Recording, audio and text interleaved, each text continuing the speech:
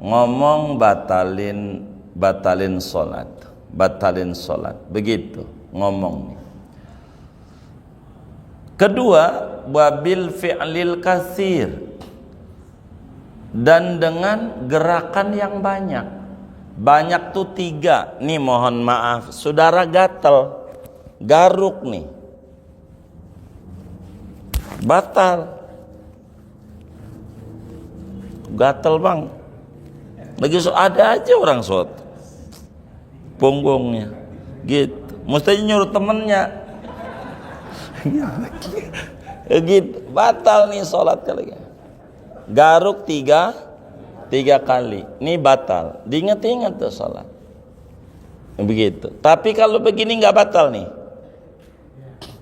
namanya gerakan ringan. Kalau begini biar 1000 kali nggak batal. Kalau begini enggak, karena yang gerak ini doang tuh, telunjuk doang. Sebab kalau batal, nanti bakal batal orang yang sholat yang telunjuknya begini.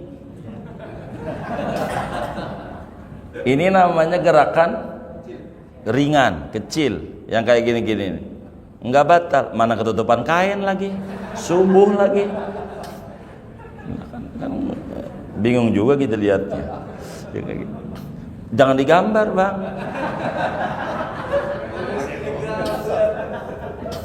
Jadi kalau gerakan ini namanya gerakan ringan. Kalau begini berat, begitu batal, banyak batal. Ini termasuk batal yang ini nih. Saudara harus perhatiin banyak tuh orang sholat. Saya mau contoh, saya orangnya nggak puasan ngajar.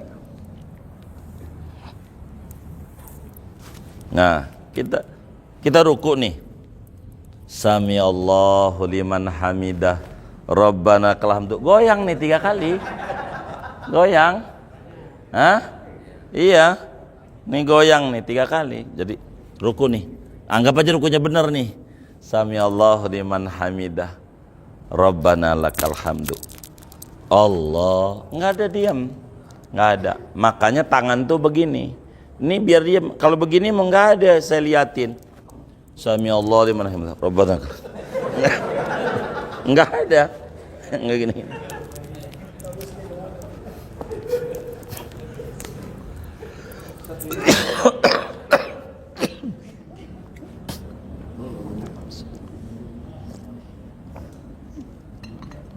Gerakan banyak. Jadi itu seringnya diintidal. Jadi kita tuh harus diem, remnya kudu pakem. Remnya, nggak apa-apa, nggak sedakap, nggak apa-apa. Nggak mesti sedakap. Ada pendapatnya nggak sedakap juga ada. Cuman kurang gede doang ganjarannya. Yang penting mah remnya pakem. Sami'un hamidah. Wak saja, diem aja. Biar ada tumakninah gitu, nyari rem pakem doang. Makanya Mu'allif Syafi'i Hadzami di dalam fatwa beliau wajibkan bagi orang yang remnya nggak pakem, karena bakalan batal sholatnya. Ininya nih, kita perhatiin tuh, apalagi sholat sunnah kayak taraweh segala macem, pikirin tuh. Repot. Biar kita jangan perasaan kita udah sholat mulu, padahal masih acak-acakan gitu. Ini yang menjadi kendala dalam ibadah. Jadi kita harus perhatiin betul ini urusan ibadah ini. Gitu. Jadi gerakan yang banyak itu membatalkan sholat. Kalau nggak banyak nggak apa-apa. Jadi gatal nih wajahnya, saudara tangannya tempel di pipi, telunjuknya aja yang main, begitu. Kalau gatal, gitu aja, kan telunjuk doang nih yang gerak, begitu. Walau sahwan, sekalipun gerakan yang banyak tuh lupa kalau kita lagi sholat, nggak boleh juga. Kalau gerakan nggak banyak nggak apa-apa, pici jatuh waktu sujud, ambil aja. Enggak apa-apa, boleh. Handphone bunyi, ini pencet aja. Kalau handphone sendiri kan tahu matiinnya ya kan, langsung jangan didiemin aja bunyi. Mana lagunya Bang Thoyib lah, kan kita juga Lu sih diem aja. Gue tahu lu juga pura-pura khusyuk, gue aja kagak. Yang denger, apalagi lu yang ngantongin, ya kan? Begitu, pencet. Jangan takut bisnisnya. Ini masalahnya bisnis, jangan takut. Allah kok yang ngedasangin pembeli Allah. Jangan takut. Matiin dulu dah. Begitu, jangan handphone bunyi mulu. Begitu, bunyi di masjid. Jangan. Assalamualaikum warahmatullahi wabarakatuh. Bismillahirrahmanirrahim. Faslun wa tabtulus salatu bil kalamil yasiri wa bil fi'lil katsiri. Dan batal oleh salat dengan sebab ngomong yang banyak, wa bil fi'lil katsiri, dan dengan gerakan yang banyak, walau sahwan, sekalipun yaitu lupa, kasalasi khotowatin, seperti 3 langkahan, wasalasi dorobatin, dan 3 tepukan, mutawaliyatin, yang berturut-turut, wadorbatil mufritati, dan tepukan yang bersangatan, pukulan yang bersangatan, wal wasbatil fahisyati, dan loncat yang bersangatan. Wa in takallama bi kalamin qalilin nasiyan aw akala qalilan nasiyan aw zada ruku'an aw sujudan nasiyan lam tabtul bidzalik. Dan jikalau berkata ia dengan omongan yang sedikit padahal lupa, atau ia makan padahal sedikit lagi lupa, atau ia tambahkan akan ruku atau sujud padahal lupa, maka tidak batal oleh solat bidzalika, dengan demikian itu. Wallahu a'lamu biswabi. Segini kita bedah. Saudara sekalian yang mulia, pertemuan ini kajian kita berbicara tentang hal-hal yang membatalkan sholat. Sebetulnya daripada sholat yang kita kerjakan itu, bila mana mengerjakan yang membatalkan itu sebelum kesalahannya, sebelum takbir, sholatnya tidak jadi. Tapi bila sudah takbir, baru disebut sholatnya batal. Jadi mubtilat itu, hal yang membatalkan sholat itu, bila berbarengan dengan takbir atau sebelum takbir, maka disebut lam tanaqidis sholatu, sholatnya kagak jadi. Bukan batal, kagak jadi. Tapi kalau sudah takbir baru disebut batal. Contoh-contoh, kita sholat enggak pakai wudu, sholatnya enggak jadi. Bahasanya, wong ini sebelumnya, iya, gitu. Begitu, sholatnya enggak jadi. Kita udah takbir, kentut, sholatnya batal. Bukan enggak jadi sebutannya enggak jadi, ada batal. Bahasa enggak jadi dan batal beda. Kalau enggak jadi dipergunakan untuk hal-hal yang membatalkan berbarengan dengan takbir atau sebelum takbir. Baru Allahu Akbar kentut, sholatnya enggak jadi, bukan batal, karena syaratnya kurang. Tapi kalau udah Allahu Akbar kentut macamnya, maka sholatnya batal. Ini ngomongin yang batalin sholat. Sebetulnya yang batalin sholat ini banyak banget. Kalau disingkat menjadi 2, yaitu tidak adanya syarat sholat, tidak mengerjakan rukun sholat. Itu aja kalau disingkat begitu. Tidak mengerjakan rukun sholat, atau kita tidak ada syarat-syarat solat. Jadi kalau kata kitab Zubad, wa yubtilus solata tarku ruknin au fawatu syartin min syurutin qad madaw. Kata Imam Ibn Ruslan dalam Zubadnya, solat menjadi batal dengan meninggalkan rukun solat dan dengan ketidakadaan syarat-syarat solat. Ini rumus yang gampang.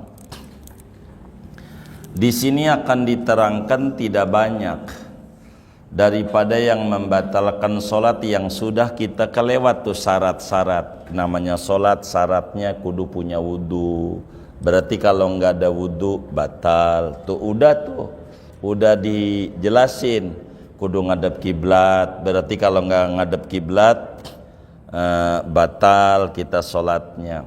Menutup aurat lagi solat disilak. Diangkat sarungnya sama temennya. Emang iseng banget dia temennya. Ini namanya luput syarat karena syaratnya sholat kudu menutup aurat. Ini namanya syarat-syarat. Atau ada najis, itu namanya syarat tuh. Begitu juga rukunnya enggak dikerjakan, ini bakal menjadi sholat itu batal. Seperti enggak tertib dan seterusnya. Nah, di sini dijelaskan wa tabtulus sholatu, sholat menjadi batal. Satu kata kitab kita nih, lanjutan dari tadi itu, bil kalamil kasiri, dengan ngomong yang banyak, yang bukan bahasa Arab. Begitu, bukan Quran maksudnya. Lagi sholat ngomong, itu pastikan batal sholatnya. Ngomong gitu. Suka dibilangin tuh sama penceramah begitu, kata orang bermakmum tuh, waduh ada cicak, lu sholat ngomong batal tuh. Kata yang ngatunya, untung gua kagak ngomong. Itu ngomong juga begitu, yang kayak begitu tuh batal. Iya, ngomong yang banyak. Kalau enggak banyak begitu ngomong nih enggak batal. Apalagi kalau kemudian lupa. Contoh, enggak sadar, maklumlah masjidnya pinggir jalan, dia baca tuh sholat tuh maghrib, begitu kelihatan dari kaca ceweknya lewat. Jadi pas waktu Maliki Yaumiddin, matanya ngelir kaca, ceweknya lewat. Iya, pas iya kamana ai, bukan iya kana budu gitu. Iya kamana ai gitu. Ini bagaimana nih? Dikit enggak batal kalau lupa. Kalau sengaja udah batal. Ngomong tuh kalau sengaja begitu, itu ngomong batalin sholat begitu ngomong. Kedua, wabil fi'lil katsir, dan dengan gerakan yang banyak. Banyak tuh 3. Nih mohon maaf, saudara gatel, garuk nih, batal. Gatel bang, lagi ada aja orang sholat punggungnya gitu, mestinya nyuruh temennya gitu, batal nih sholat kali. Garuk 3 kali, ini batal. Diingat-ingat tuh sholat begitu. Tapi kalau begini nggak batal nih, namanya gerakan ringan. Kalau begini biar 1000 kali nggak batal. Kalau begini enggak, karena yang gerak ini doang tuh, telunjuk doang. Sebab kalau batal, nanti bakal batal orang yang sholat yang telunjuknya begini. Ini namanya gerakan ringan, kecil, yang kayak gini-gini. Enggak batal, mana ketutupan kain lagi, subuh lagi. Kan bingung juga kita lihatnya. Jangan digambar, Bang.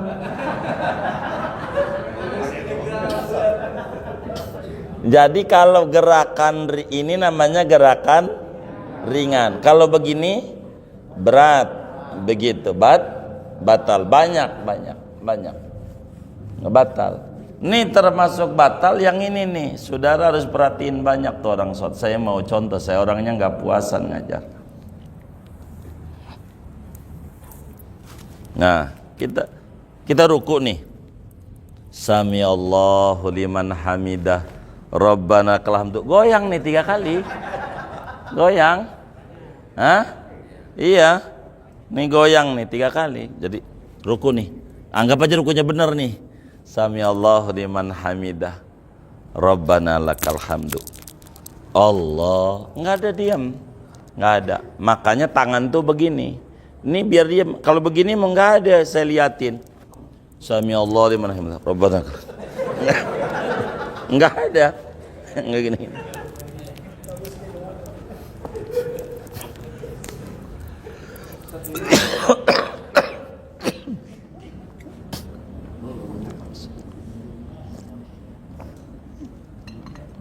Gerakan banyak.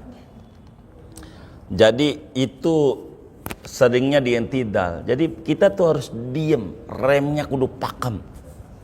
Remnya, nggak apa-apa, nggak sedakap, nggak apa-apa. Nggak mesti sedakap. Ada pendapatnya nggak sedakap juga ada. Cuman kurang gede doang ganjarannya. Yang penting mah remnya pakem. Sami'un hamidah. Wak saja, diem aja. Biar ada tumak ninah gitu, nyari rem pakem doang. Makanya Mu'allif Syafi'i Hadzami di dalam fatwa beliau wajibkan bagi orang yang remnya nggak pakem, karena bakalan batal sholatnya. Ininya nih, kita perhatiin tuh, apalagi sholat sunnah kayak taraweh segala macem, pikirin repot. Biar kita jangan perasaan kita udah sholat mulu, padahal masih acak-acakan gitu. Ini yang menjadi kendala dalam ibadah. Jadi kita harus perhatiin betul ini urusan ibadah ini. Gitu. Jadi gerakan yang banyak itu membatalkan sholat. Kalau nggak banyak nggak apa-apa. Jadi gatal nih wajahnya. Saudara tangannya tempel di pipi, telunjuknya aja yang main. Begitu. Kalau gatal. Gitu aja. Kan telunjuk doang nih yang gerak. Begitu. Walau sahwan, sekalipun gerakan yang banyak tuh lupa kalau kita lagi sholat, nggak boleh juga. Kalau gerakan nggak banyak nggak apa-apa. Pici jatuh waktu sujud, ambil aja. Nggak apa-apa, boleh. Handphone bunyi, ini pencet aja. Kalau handphone sendiri kan tahu, matiin ya kan, langsung jangan didiemin aja bunyi. Mana lagunya Bang Toyib? Lah kan kita juga, lu sih diem aja. Gua tahu lu juga pura-pura khusyuk, gua aja kagak yang denger, apalagi lu yang ngantongin, ya kan? Begitu, pencet. Jangan takut bisnisnya. Ini masalahnya bisnis, jangan takut. Allah kok yang ngedasangin pembeli Allah. Jangan takut. Matiin dulu dah. Begitu. Jangan handphone bunyi mulu. Begitu. Bunyi di masjid. Jangan. Matiin. Matiin. Ini penting. Gerakan banyak itu membatalkan daripada kita sholat.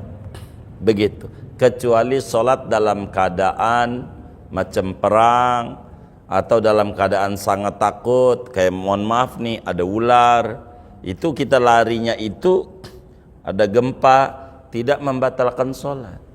Ini ada gempa nih, lagi sholat, diem aja, Allah juga tahu. Allah sih tahu, lu kagak tahu peraturan Allah. Kalau udah gempa kudu lari, kalau udah lari ketiban mati syahid. Kalau diem aja ketiban mati sangit. Begitu. Enggak ngerti peraturan, wajib menghindar. Jangan Allah tahu, ya Allah sih tahu, tapi Anda tidak tahu peraturan Allah. Jadi kita kudu menghindar. Ada ular, Allah juga tahu. Begitu gue lagi sholat, ya Allah tahu, lu kagak tahu tuh. Mana ular tahu kalau lu lagi sholat, ya kan? Begitu. Bisa dianggapnya ayam nih, kayaknya ayam nih kan ini terekam juga, dicatek begitu. Ini kita kudu paham. Ada ular lari, nggak apa-apa, nggak batal, nggak. Karena namanya sholat syiddatil khauf. Sholat sangat takut. Gerakan banyak tidak membatalkan sholat. Kayak perang, lagi perang kan nendang-nendang segala macam terus sholat, nanti ada sholat namanya dalam keadaan perang, sama itu nggak membatalkan sholat. Begitu. Kenapa ya? Oh iya, nggak apa-apa.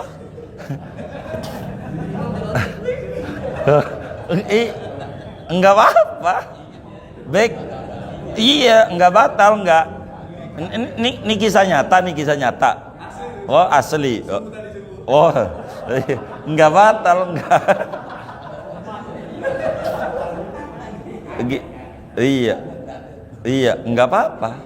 Iya, nggak batal, nggak. Gitu. Nggak. Nah ini kan ngaji kitabnya ini, udah ketemu. Kan dalilnya ini. Begitu. Nggak batal.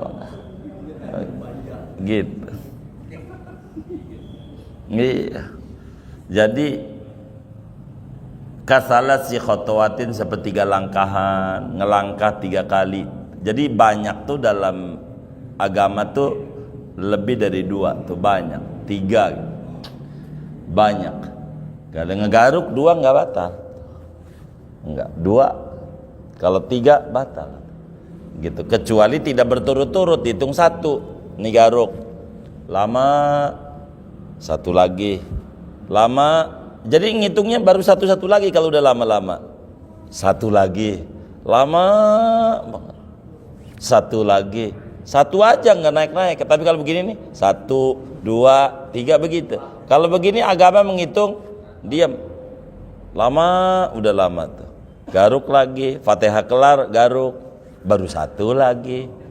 Enggak nambah angkanya, enggak nambah, enggak.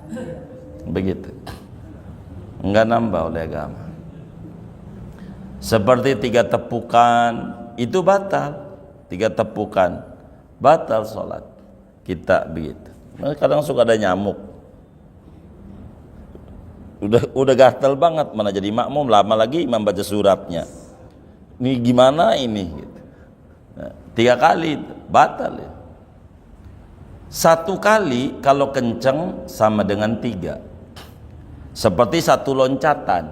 1 loncatan itu sama dengan 3 langkah, walaupun loncat mau 1. Jadi kita sholat nih mau jadi makmum, mundurnya kudu benar, mundurnya. Nah kan kita makmum nih, kan begini, kiblatnya sonono imam, kanan kan, begitu. Nah kita mau mundur aja, kan ada temannya di situ, mundur aja.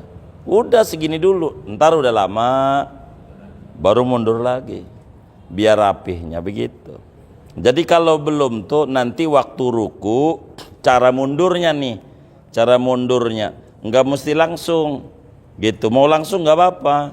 Jadi dia ngikut kan barisan di sono atau kita barisan di sini, ya kan nggak sama, kiblatnya sana ya, kita mundur dikit gitu, dikit. Nanti tuh mau ruku mundur lagi, nanti sesudah sujud mundur lagi baru sama. Itu cara mundurnya. Jadi dihitungnya tetap 1, tidak 3, tidak. Angka agamanya tuh kayak begitu angkanya. Ini aturan-aturan. Begitu. Aturan-aturannya. Jadi di sini yang batalin sholat di luar rukun, hilangnya rukun udah pasti batal. Itu udah kelewat. Hilangnya syarat udah, sedang syarat sholat banyak. Jadi kalau sampai syaratnya nggak ada, kita kentut, kita membelakangi kiblat, kita auratnya terbuka, waktu kita sujud nggak pakai daleman bajunya, pakai baju kemeja, nggak ada kaos, pusarnya kelihatan, batal. atau lagi sujud bajunya kurang panjang waktu ruku, CD-nya kelihatan kan, sering tuh mana pantatnya burik lagi ya kan. Begitu. Mana nah? Begitu.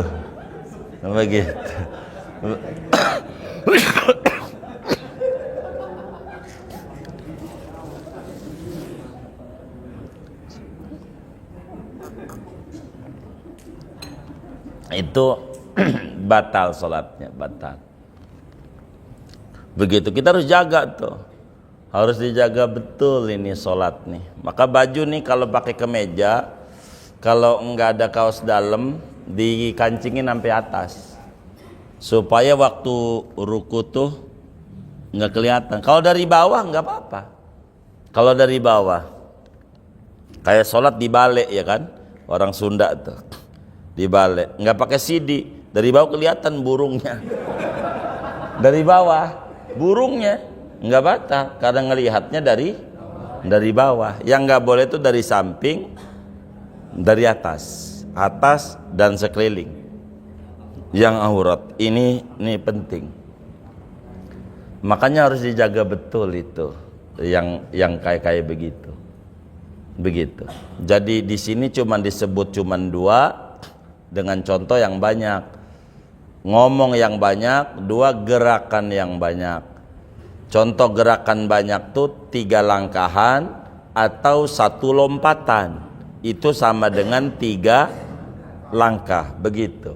Di luar ini yang batalin sholat ya wudhu batal, kentut macamnya. Bagaimana kalau kita kentut lagi sholat, mana barisnya di pertama lagi?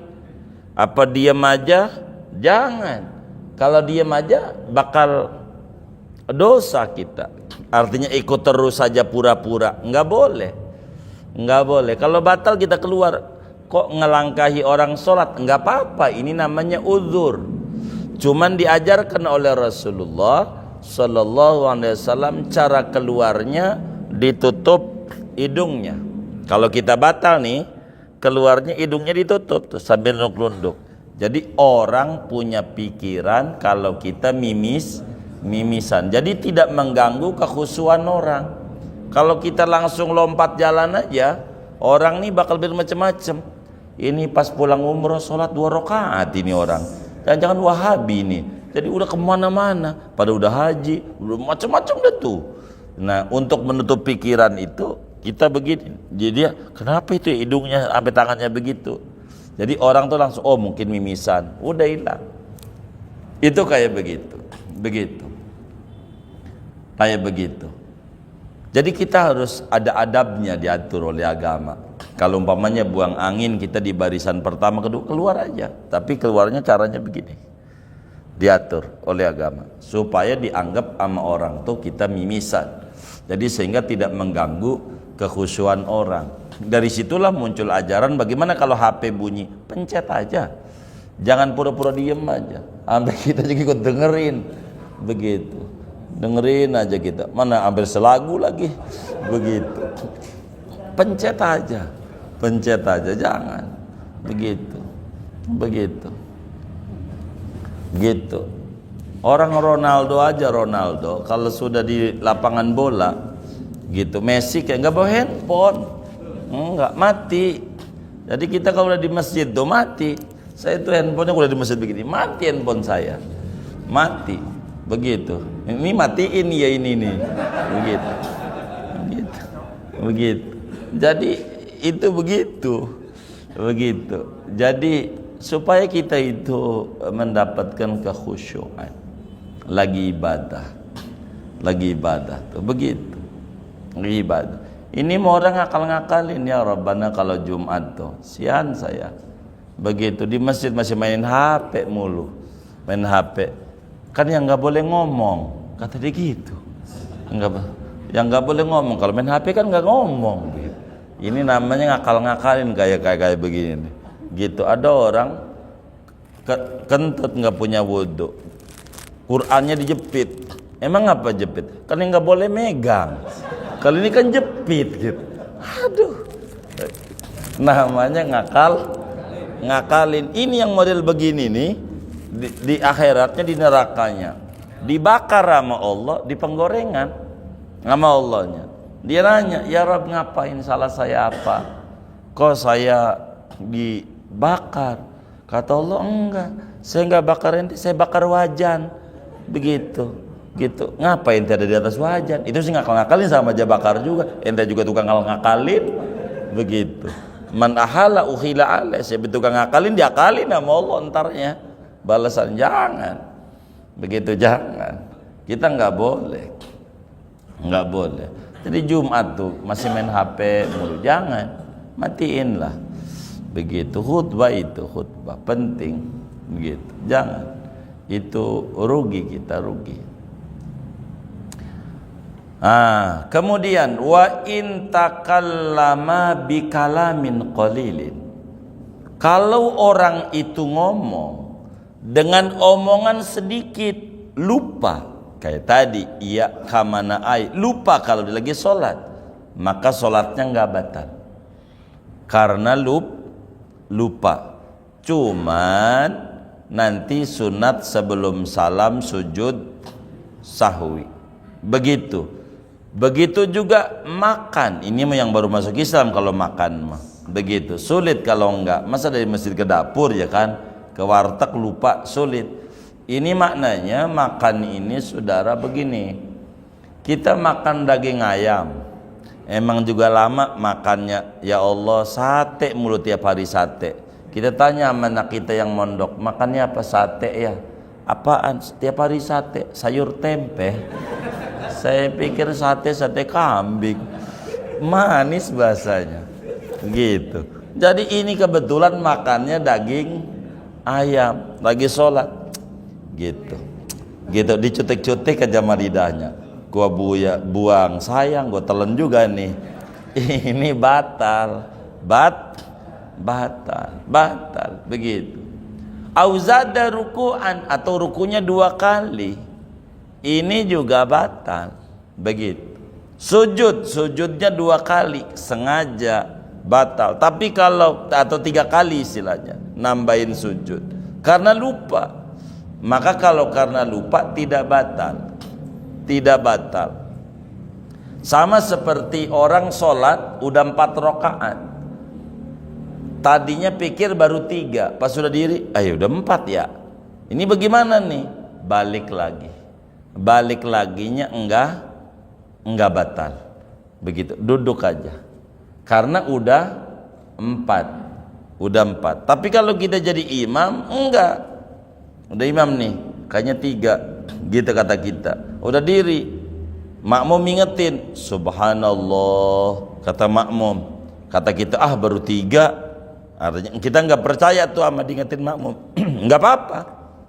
Kita dengan keyakinan kita sebagai imam terusin, walaupun makmum udah 4 kata. Tapi kalau kata kita baru 3, nggak apa-apa, terus.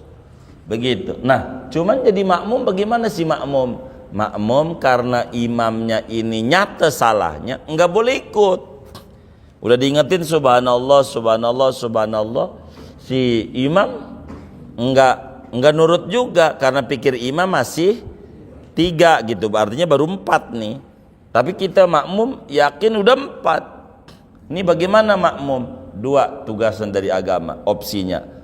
Boleh mufaraqah, sholat sendiri, lanjutnya sampai salam.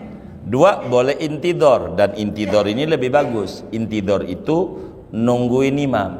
Jadi biarin aja imam diri, kita terus saja tasahud, udah selesai apa yang harus dibaca, ya muqallibal qulub aja dibalik, terus saja sampai imam salam, baru kita salam. Itu yang lebih gede bagi makmum. Tapi jangan ikut diri, sebab enggak boleh ikut imam bila imamnya nyata salah, nyata salahnya. Kalau enggak nyata mah enggak, kita disuruh ikut.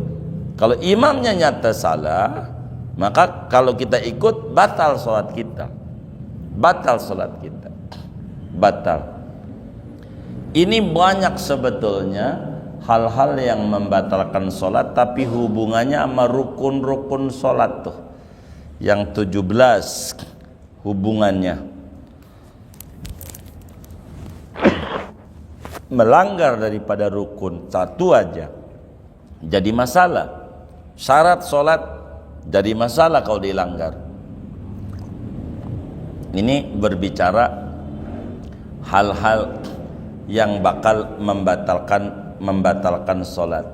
Jadi kita harus perhatikan betul. Sesudah kita mengerti rukun-rukun sholat, sesudah mengerti syarat-syarat sholat, ini syarat harus dijaga, diraikan, rukun harus diraikan. Bila dilanggar bakal bermasalah pada sholat, menjadi batal adanya. Dan ini tidak diterangkan oleh tuan musannif, dianggap sudah cukup gitu. Secara singkat, yang membatalkan sholat bila meninggalkan rukun sholat, kedua bila luput syarat-syarat sholat, ketiga ngomong yang banyak, empat gerakan yang banyak dengan lupa begitu. Walaupun lupa, maka contohnya gerakan yang banyak 3 langkahan atau 1 lompatan, karena 1 lompatan sama dengan 3 langkahan. Karena tadi omongan yang banyak, bagaimana kalau omongan yang sedikit lupa? Enggak batal sholat tapi sujud sahwi. Sebab nanti di bawah nih akan diterangkan tentang sujud sahwi. Ada 5 faktor yang mendorong kita sujud sahwi. Nanti di bawah nih pasalnya. Saya tidak mau masuk ke pasal bawah agar supaya tertib uraian kita, tidak terlalu banyak numpuk materi-materi di luar batal, biar enggak terlalu banyak double. Jadi kalau orang tuh kelebihan ruku, yakni rukun fi'li, atau kelebihan sujud, lupa enggak batal. Tapi kalau rukun qauli enggak apa-apa. Kelebihannya tuh rukun qauli enggak batal. Kadang ada orang sholat saking enggak tahu khusyuk atau melengnya, lagi tasahud aja baca Fatihah, mungkin saking pikirannya kemana-mana kali ya. Ada aja macam-macam begitu. Kadang lagi diri aja baca tasahud, at-tahiyatul, lagi diri at-tahiyatul. Namanya orang macam-macam begitu yang dipikirin itu orang dalam sholat. Kalau rukunnya adalah rukun qauli, tidak membatalkan daripada sholat. Tapi kalau rukunnya fi'li, gerakan, ini kalau kelebihan akan mengakibatkan sholat menjadi menjadi batal adanya. Termasuk kelebihan rakaat dengan sengaja, maka itu juga menjadi batal adanya. Inilah diantara secara singkat hal-hal yang membuat sholat menjadi batal adanya. Dah, saya nggak mau banyak-banyak. Silahkan ditanya apa yang ditanya daripada materi kita dari luar sebelum doa. Saya nggak mau panjangin, dipersilakan. Mugi baik. Waalaikumsalam.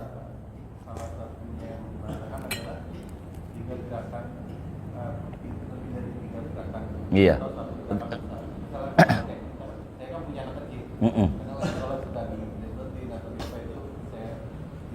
Iya, sekali itu nggak apa-apa. Nggak jadi batal. Iya, nggak jadi batal.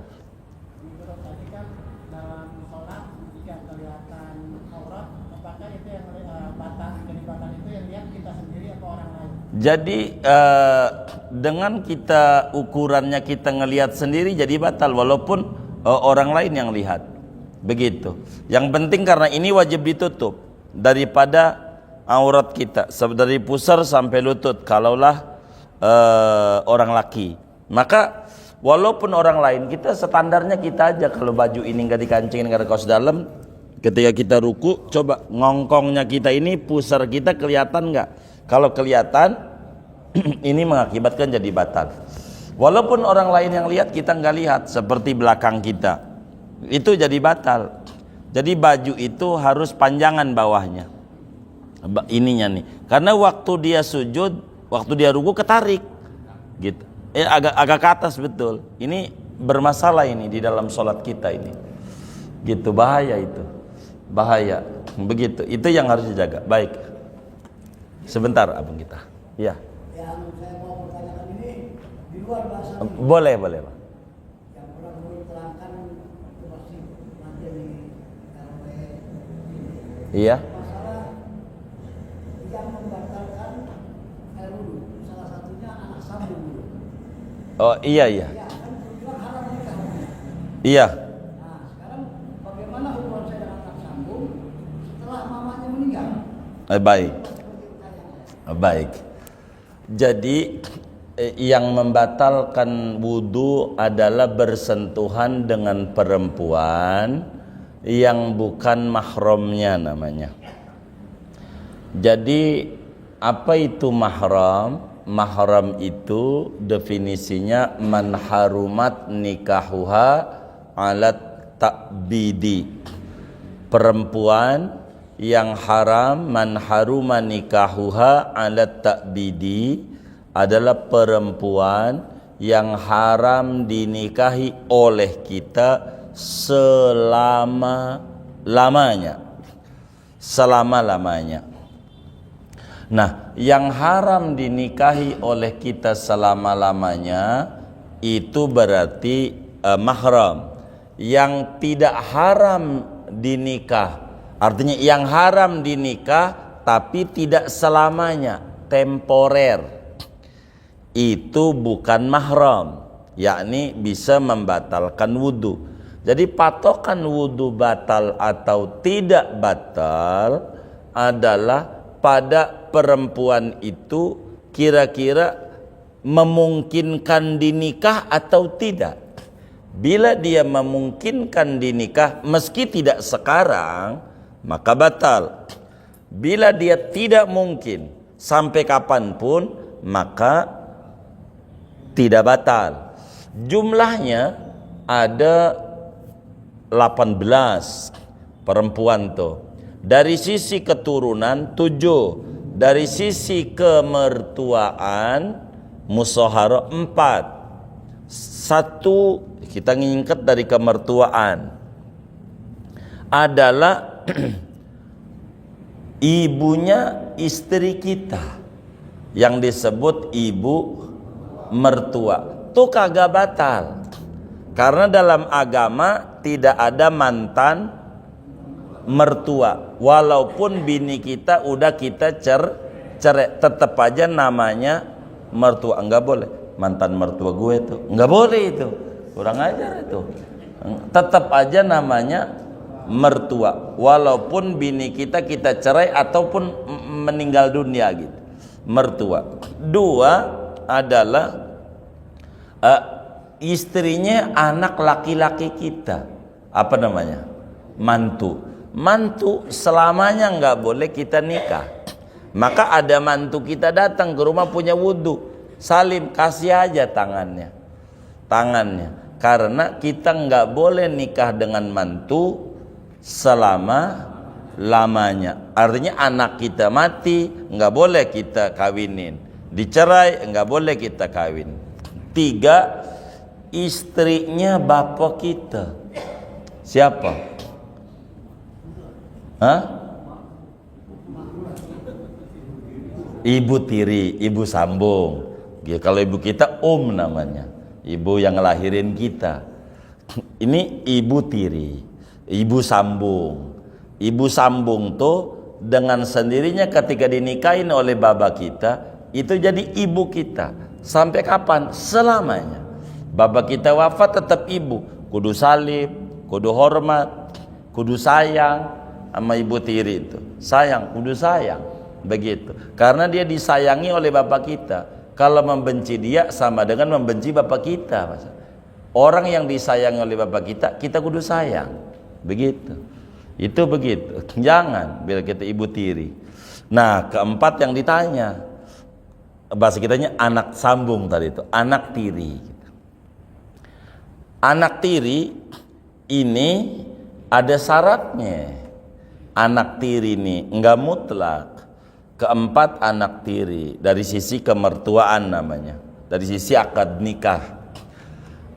Bila kita menikahi ibunya dan udah disetubuhi ibunya, otomatis si anak ini jadi anak kita selamanya, jadi mahram maksudnya. Anak sambung nih selamanya. Kalau ibunya udah nikah dan udah disetubuhi. Tapi kalau dua tuh nikah dan disetubuhi. Tapi kalau baru nikah doang, karena nikahnya malam, akhirnya anaknya datang. Ya Allah, cakepan anaknya dibanding emaknya. Kata kita, baru nikah sama dia, cerai, boleh kawin sama dia karena belum disetubuhi. Sama agama boleh, nggak tahu tuh sama si ibunya ini. Begitu. Iya, begitu. Maka anak sambung itu, wudu nggak batal. Wudu nggak batal. Kalau ibunya udah kita nikahin dan kita udah bersetubuh gitu dengan ibu, dengan sendirinya nggak batal. Jadi mahram selamanya. Begitu, selamanya. Hanya ini dalam bab berbicara wudu. Nanti bakal diatur berbicara warisan. Maka kalau kita mati, dia nggak dapat warisan. Kalau kita mati gitu, karena dia bukan anak kita. Begitu. Kalau kita sayang sama dia, kasih masih hidupnya, namanya hibah. Begitu. Tapi jangan kayak begini. Ada orang bertanya, karena sering nih, bukan satu dua orang bertanya.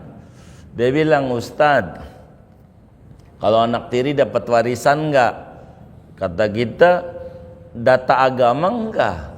Kalau begitu, kalau bini gua mati dia kagak dapat. Lah kagak lah kalau dari bini ente mau di anaknya, bukan anak tiri. Anak kan. Jadi yang ditanya siapa, yang dihukum siapa. Kalau kita mati enggak dapat. Makanya kita harus bertanya tuh. Kalau kita mati dia kagak dapat apa-apa. Karena dia bukan anak kita. Tapi dalam bab wudu enggak batal, Pak. Jadi salim aja, normal aja. Dalam hal wudu, dalam wudu enggak batal. Ini 4 dari sisi kemertuaan, gitu. Yang 7 dari sisi keturunan, gitu. Yang 7 lagi dari sisi persusuan. Jadi jumlahnya 7 tambah 7 tambah 4, 18. Begitu. Yang ditanya tuh anak sambung ini atau anak tiri. Anak tiri ini tidak membatalkan wudu. Kategorinya mahram. Begitu. Dengan catatan emaknya sudah disetubuhi. Begitu emaknya. Bahasa Al-Quran, waroba ibukumul lati fi hujurikum. Begitu. Anak tiri. Gitu. Enggak, haram dinikah oleh kita. Kurang lebih demikian. Wallahualam. Baik. Anak angkat bagaimana bahasa Arabnya? Namanya tabani. Tabani itu bahasa Indonesianya adopsi, anak angkat. Bagaimana dengan anak angkat? Maka ini anak angkat ini sebetulnya agama mengatur kalau kita pengen mau mengangkat anak.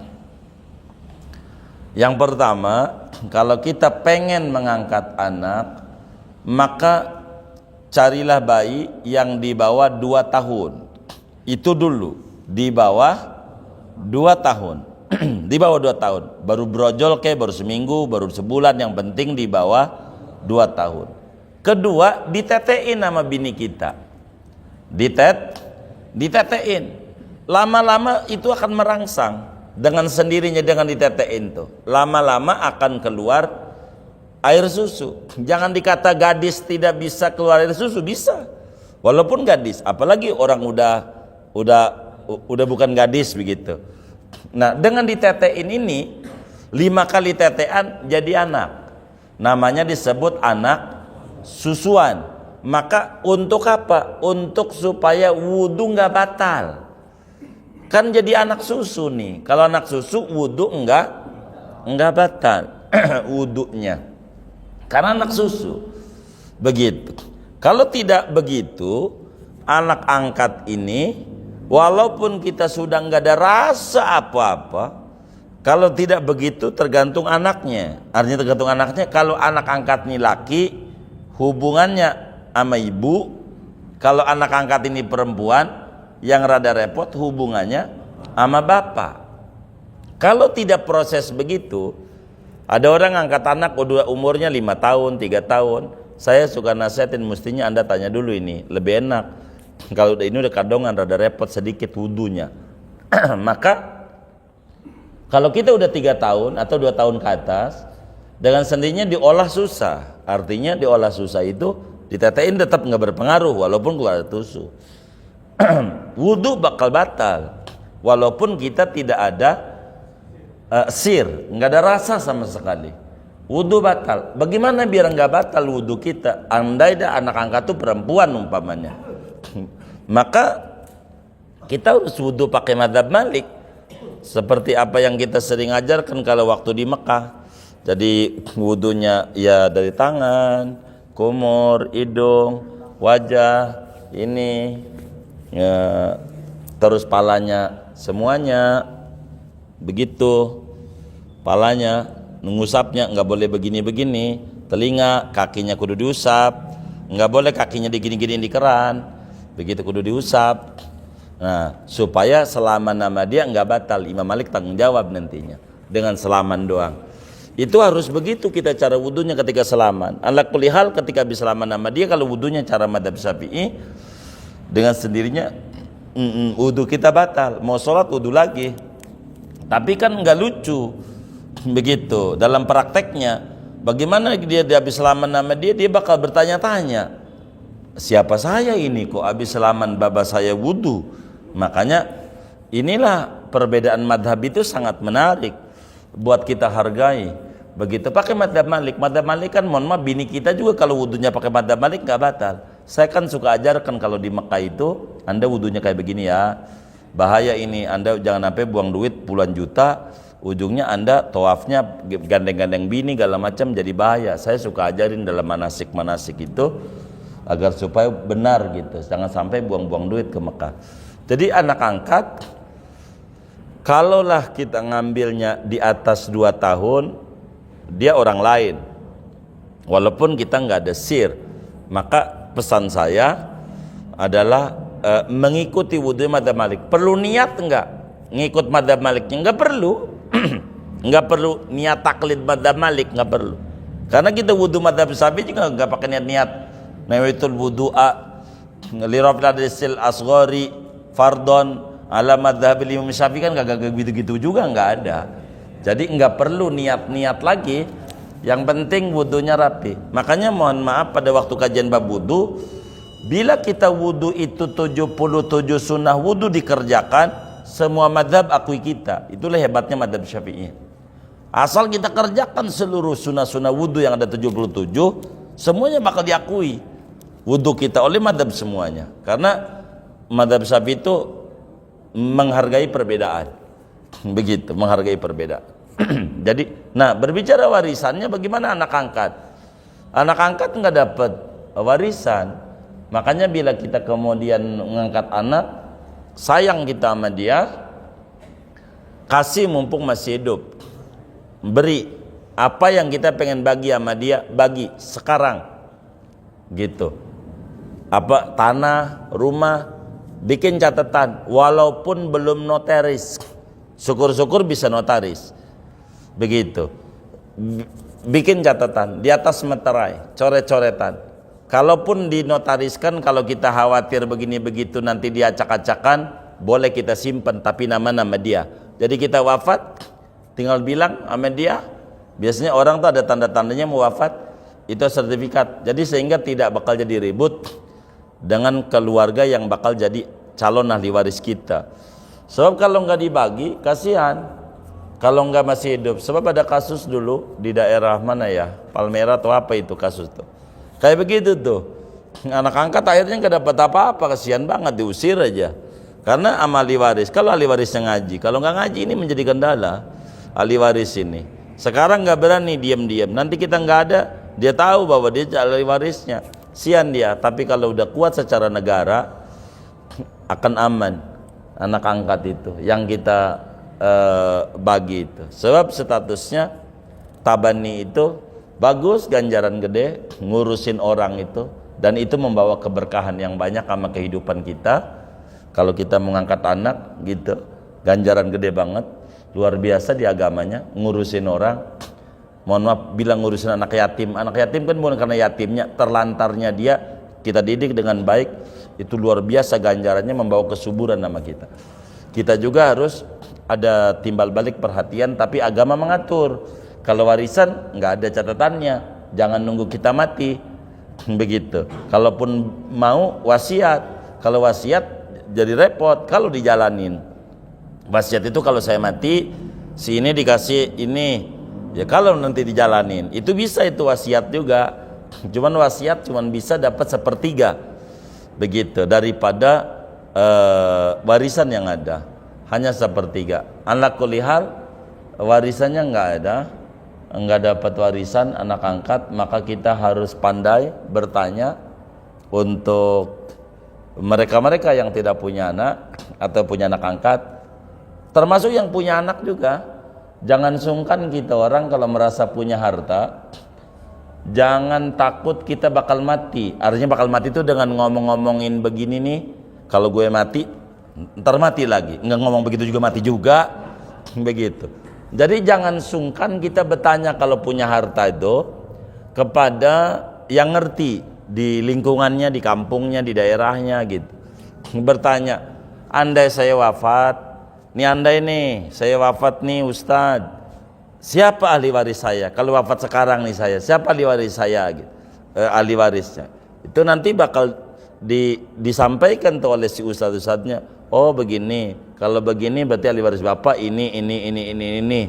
Tuh begitu. Jadi kita tuh bisa membayangkan, kan ada kalanya ada juga yang kita lebih sayangin, tapi bagaimana cara baginya?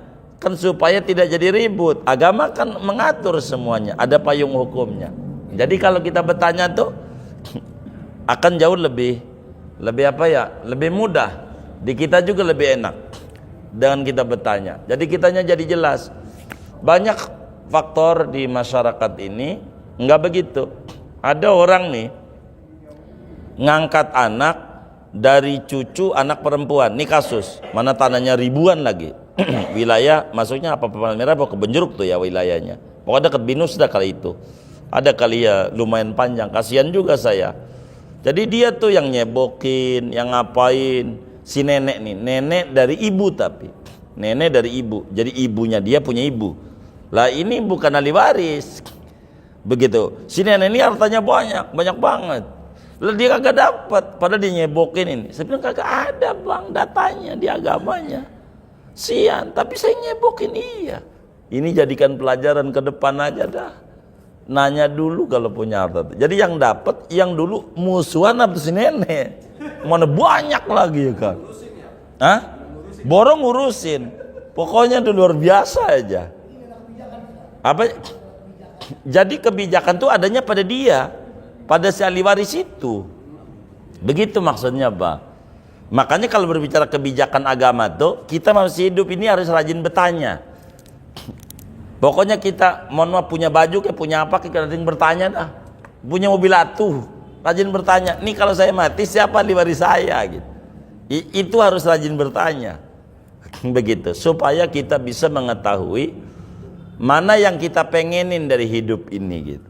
Jadi kita sudah bisa mengatur, bisa ini, berbicara, bisa antisipasi. Sebab begini, harta nih Pak, kalau kita masih hidup sama Allah diberi hak penuh. Walaupun negara sertifikat nama kita, nama ini, nama harta kita, artinya hak penuh oleh agama. Ini kita punya duitnya 100.000. Hak penuh itu bahasa kasarnya mau dibuang ke kali ke duit, ya silakan aja bahasa kasarnya itu, silakan saja gitu. Duit kita gitu, mau dibagi siapa kek, kita masih hidup nih, udah kita kasih masjid aja punya, ya silakan, orang duitnya, dia yang capek, dia yang ini terserah dia, karena masih hidup. Tapi ketika kita mati, itu agama langsung ditarik semuanya, harta itu, jadi harta kita udah hilang. Ketika kita udah almarhum, harta kita harta Allah. Kalau udah harta Allah, yang bagi udah Allah, Al-Quran. Harus mengikuti aturan yang Al-Quran atur. Enggak boleh enggak. Bakalnya begitu. Jadi diutak-atiknya enggak bisa nanti. Kalau kita ngutak-atik sama aja nginjak-injak Quran nanti kitanya. Nah, maka mumpung masih hidup itulah kita harus rajin bertanya apa yang kita pengenin dari kita. Itu nanti bakal enak di kehidupan kita. Kalau kita nggak rajin bertanya, akhirnya mohon maaf bakal kayak gitu tuh. Karena saya yakin tuh, si nenek yang tadi tuh yang cucunya ngurusin di kuburnya itu nangis. Ya Allah, yang nyebokin gue kagak dapat apa-apa malah diusir gitu. Kira-kira nangis di kuburnya. Ya kebijakannya enggak ada. Ya adanya pada si ahli waris. Bijak enggak dia? Artinya ada yang ngurusin dah buat dia aja. Ya enggak apa-apa gitu. Cuman agama enggak bisa mengintervensi dia, hanya bisa usul doang. Bang bagilah biar dikit. Hanya bisa begitu doang. Enggak bisa menekan. Lu kasih dia, enggak bisa. Memaksa agama sulit itu. Begitu. Orang banyak itu dikubur disiksa karena warisan enggak diatur dengan benar. Sian itu orang tuanya. Yang warisan enggak diatur aja. Diatur. Jadi orang tuh enggak memahami antara mengatur sama eksekusi. Kalau mengatur tuh seminggu sesudah wafat aja mengatur. Eksekusi itu nanti nam. Jadi kita harus bisa bedakan antara eksekusi sama aturan. Contoh gini, kalau adat ya, adat itu kebiasaan keseharian. Kalau di Serang, ini malam nih nuju hari nih malam apa ya, malam Rebo ya, nuju hari. Tuh pagi ngumpulin kiai-kiai, paginya tuh, pagi hari ke-7 itu ngatur. Jadi ngatur doang, bahwa si ini dapatnya umpamanya 50%, si ini dapatnya 12,5%, atau bahasa gampangnya 1/2, 1/8, 1/6, 2/3, 1/4, macam-macam. Nah, hanya bilangin begitu bahwa bakal eksekusi itu kapan? Ini teknis namanya eksekusi. Ini contoh. Ini rumah masjid, nih rumah kita sekeluarga. Anaknya laki 2, perempuan 1, Mbak. Ini bagaimana eksekusi mau nanti ke? Jadi jangan sampai tiap orang tuh bilang begini nih. Ini yang sering kejadian, saya suka sampein di masyarakat itu kalau ada tanah gitu, mau dijual. Itu tanah engkong gua dulu almarhum. Ya, gampang dah, saya bilang engkong mah. Jatahnya dulu. Jangan sampai kita sebagai dianggapnya kita ahli waris mulu. Umpamanya nih masjid nih, biar gampang, luasnya berapa? 500. Jangan sampai itu tanah kong gua, jadi warisan gua gitu. Enggak begitu. Kalau kita umpamanya nih 500, anaknya laki 2, perempuan 1. Lah kita orang laki nih. Maka kita cuma 200 dari 500 tuh. Maka di tanah 500 itu ada tanah gue 200. Bukan itu tanah gue, bukan. Gitu. Ini yang kejadian tuh begitu. Sering kejadian itu. Artinya ada saham gitu loh. Ada saham. Jadi kita bedakan tuh, jadi sehingga ketahuan tuh saham tuh. Sehingga kalau minjem uang sama orang, nggak boleh ngelebihi saham dia. Begitu. Kalau umpamanya ini masjid ini anggap dari 500 gitu, luasnya. Anak laki 2, perempuan 1, kan yang laki 200, laki 1 200, perempuan 100. Orangnya saya umpamanya. Maka saya kalau minjem duit ukuran 200.000, 200 meter, nggak boleh lebih dari itu dosa saya. Karena saya menjual hak orang. Begitu. Tapi kan saya yang umum di masyarakat, saya bakal bilang itu warisan gue. Ntar saudara kita lagi itu warisan gue. Gitu. Saudara kita yang lain itu warisan gue. Kan enggak seluruhnya, sepersekiannya gitu. Nah, ini yang orang akhirnya jadi luput. Saya sering dalam kehidupan bermasyarakat itu, ntar bang, gampang. Tunggong ya? Iya tanah kong. Ntar saya hitungin ya. Dari sekian ribu ada tanah 3.000. Abang ini cuma dapat 20 meter. Oh 20 meter ya dikit ya. Dia 20 meter dari ini nih. Karena abang ini udah cucu, udah ini udah begitu. Karena kan udah kelamaan gak dibagi-bagi. Itu yang dikubur disiksa itu kelamaan. Yang pentingnya dipernya. Jangan didiemin. Kalau didiemin nih jadi bara api. Buat si mayitnya, buat kitanya. Kita jadi bara api. Di mana aja kita. Begitu. Akhirnya kita jadi susah diri. Begitu. Gitu orang tua kita sian. Belum beres urusannya kalau warisannya belum dibagi. Dibagi itu bukannya dieksekusi, paham nggak? Bukan dijual, bukan. Dipernya.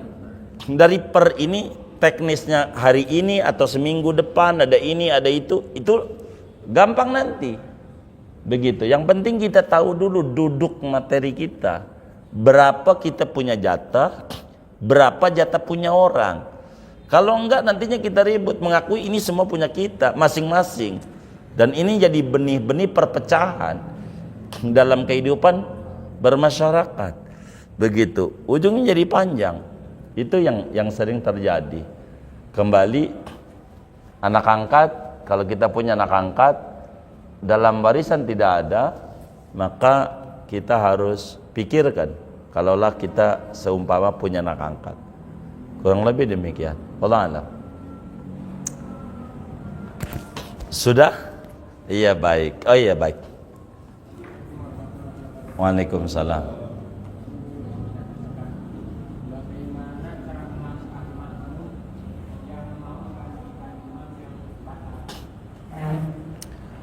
Bagaimana kalau sampai imam itu batal?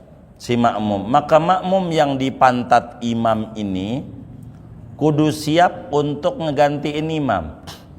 Begitu. Yang namanya wakil presiden itu kudu siap bila presiden itu lengser. Gitu, itu begitu. Maka yang dipantat ini kudu dia ngegantiin imam. Caranya bagaimana? Maju aja selangkah. Daripada dia selangkah aja. Dengan maju aja selangkah, udah beda barisannya antara makmum dan imam. Lanjutin aja. Imam tuh batalnya di mana? Di waladhdallin. Baik, kita langsung baca surat. Lanjutin aja. Imam batalnya di mana? Di iyyaka na'budu wa iyyaka nasta'in. Kita lanjutin aja di ihdinas siratal. Tergantung dari mana itu posisi batal. 2 rakaat tinggal 2 lagi kalau dohor gitu. Apa? Iya, nantinya sampai sana, tapi kan tidak mungkin untuk sampai ke sana bakal jadi lompat. Jadi caranya dikit-dikit maksudnya. Caranya ngelangkahnya dikit-dikit. Kalau kita langsung lompat ke sana, maka batal. Kalau langsung lompat. Jadi kita ngelangkah aja dikit, maju dikit, maju dikit-dikit. Itu caranya begitu. Kayak tadi aja tuh, selangkah. Baik. Iya betul, betul. Jadi tinggal maju aja satu. Maju aja satu, terusin. Namanya disebut dalam bahasa agama istikhlaf namanya. Istikhlaf namanya. Bila terjadi satu batal, maka yang dipantat imam itu kudu siap bila sampai imamnya batal. Itu diantara aturannya. Wallahu a'lam. Boleh.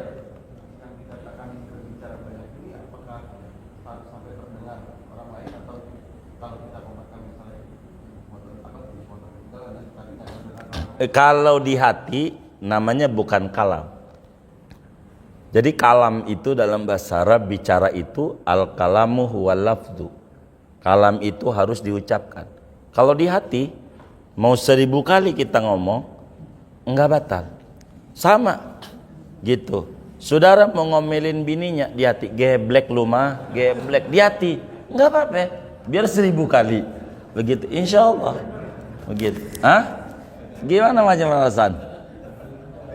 Enggak apa-apa. Iya. Jadi kalau di hati itu enggak kalam. Namanya disebut haditsun nafas. Kata-kata hati. Kalau di hati ini dicatat menjadi sebuah catatan, waduh, sholat kita batal mulu. Ingat segala macam masalahnya. Kalau lagi sholat itu. Jadi yang di hati enggak. Kalau yang diucapin dengan bibir inilah yang disebut. Walaupun ya, jadi kalau harus bersuara, harus walaupun pelan. Ya, kalau komat kamit doang tidak ada huruf, tidak ada suara, embah dukun namanya. Jadi embah dukun itu, jadi enggak ada huruf, enggak ada suara. Itu enggak dikata lafad. Lafad itu huwa sautul mushtamilu ala ba'dil hurufil hijaiyah. Lafad itu adalah suara yang mencakup daripada huruf hijaiyah. Kalau enggak ada suaranya, enggak disebut lafaz, nggak disebut kata-kata, sehingga nggak menjadi kalam. Begitu. Jadi harus bersuara. Kalau sampai kita ngomong waduh, ya ini ada yang ngomong waduh, nah ini batal namanya. Begitu. Itu batal. Karena dengan kalimat-kalimat begitu, itu bisa membatalkan daripada sholat. Wallahu a'lam. Sudah ya? Baik.